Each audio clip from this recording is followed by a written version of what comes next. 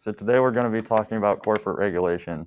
So let's imagine you're sitting there 40 years, you do all the work, you get paid basically nothing, but your boss is a millionaire. Well, unfortunately, that's a sad reality of how the world works today. That's unfortunately how unchecked capitalism happens. So today's points, we're going to be going over the corporate pay ratio, the minimum wage, and corporate taxes. So first, the ability to pay debate. Some people would say we need to have corporations making money so they can pay their employees. Well, this argument is kind of bogus because employees, on average, according to Statista, make $265 for every $1 that an employee makes. So let's assume you work 40 hours a week at $10 an hour. You would be making $400 that week, while your boss would be making $106,000. Does that sound fair to you? No. So then we're going to be going over CEOs. The first one is going to be former McDonald's CEO Stephen Easterbrook. He made $3,101 for every $1 that his employees made. That's an insanely high number, especially when you factor in he's just a CEO. He just sits there to look pretty. Another CEO is CVS's CEO, Larry Merlo. He makes 434 times as much as his employees. So while they're making a median of $27,900, he made $12,105,481.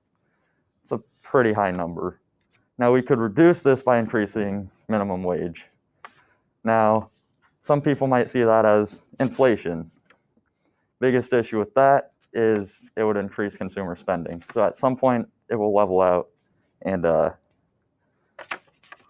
it'll create prices competitively again.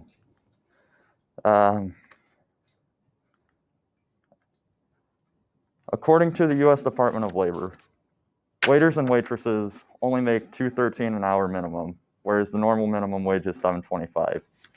This means waiters and waitresses have to rely on tips. Now, can I get a show of hands? How many of you tip every single time you go to a restaurant? Higher number than most, but still the people that don't, you're kind of taking away from their pay there.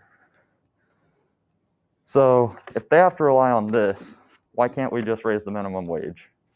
Could raise it to 15. That would match the cost of living.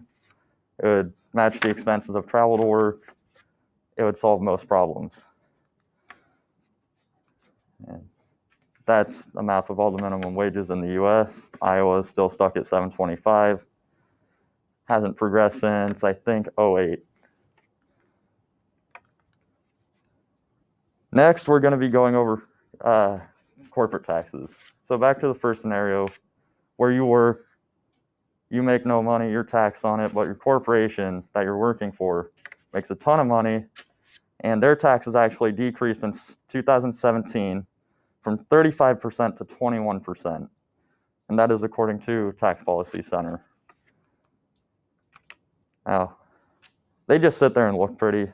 You sit there and do all the hard work. Where's the fairness in that? Right? So with their taxes, they are paying less. In fact, some companies, such as Nike and FedEx, paid $0 in taxes last year.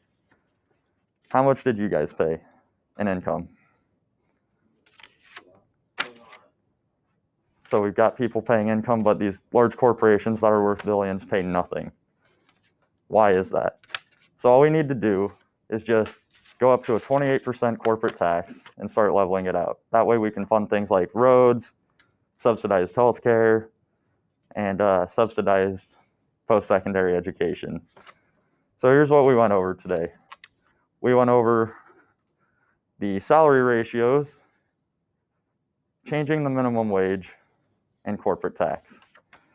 Before I end, I would like to point out I am actually going to school for business and economics, so I will be in the position of CEOs at some point.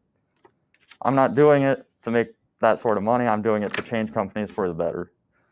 So if that doesn't make you think about it, just remember next time you vote what you're voting for financially.